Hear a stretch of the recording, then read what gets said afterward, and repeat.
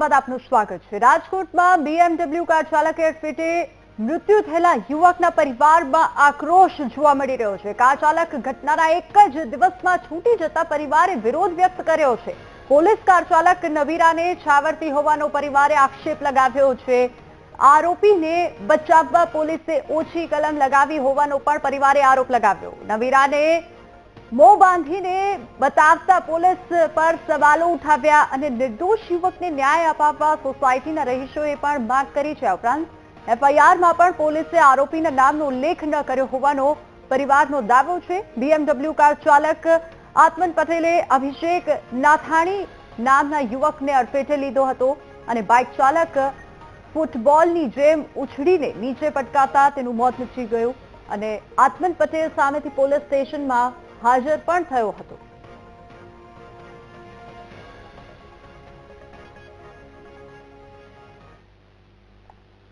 અમારા દીકરાની હજી ચિત્તા ઠરી નથી ત્યાં આરોપી છૂટી ગયો છે। હજી 24 કલાકે થયા નથી તો આરોપી છૂટી ગયો તો આ કઈ રીતનો ન્યાય કહેવાય? અમારી સાથે મારા દીકરા સાથે કઈ રીતનો ન્યાય કહેવાય? અમારી માંગ એ છે કે અમને સંતોષકારક ન્યાય આપો અને જેણે આ એક્સિડન્ટ કરેલું છે કે જે આ બનાવ બનેલો છે એની ઉપર હજી સુધી માનવવધની કલમ લગાડેલી નથી તો એની ઉપર માનવવધની કલમ લાગે અને કાયદેસરના પગલાં થાય, યોગ્ય ન્યાય થાય એવી અમારી માંગ છે। અને એફઆઈઆરમાં કોઈ જાતનું એડ્રેસ કે એની સરનેમ છે, એના પપ્પાનું નામ છે એ કાંઈ નથી। અમારા દીકરાનું અમે બધું આપ્યું છે, પપ્પાનું નામ છે, આખું નામ છે, એડ્રેસ છે, તો એનું કેમ નહીં?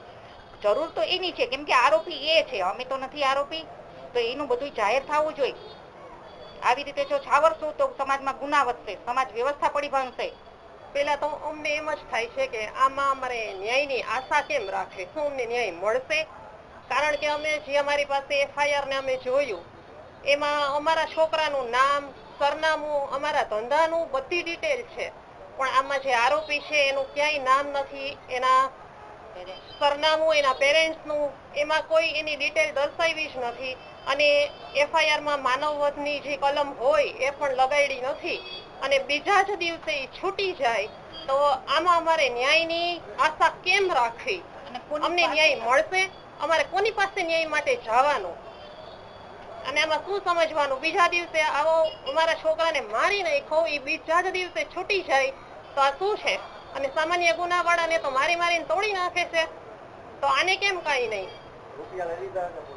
અમે તો એવું જ વિચારી છીએ કે રૂપિયા લઈ જ લીધા છે, ઉપરથી નીચે સુધી બધે સેટિંગ જ થયું છે, તો જ બીજા દિવસે છૂટી જાય ને। અમારો સામાન્ય ઘરનો દીકરો હોત તો એના ટાટિયા તોડી નાખે, ઘર સુધી હાલી ન હોગે, તો આને કેમ કાંઈ નહીં? સમગ્ર ઘટનામાં આખું ઉપરથી નીચે સુધીનું બધાનું સેટિંગ ને બધું ગોઠવીને કરેલું હોય ને એવી આખી વસ્તુ આખી ઘટના એવી બનેલી છે।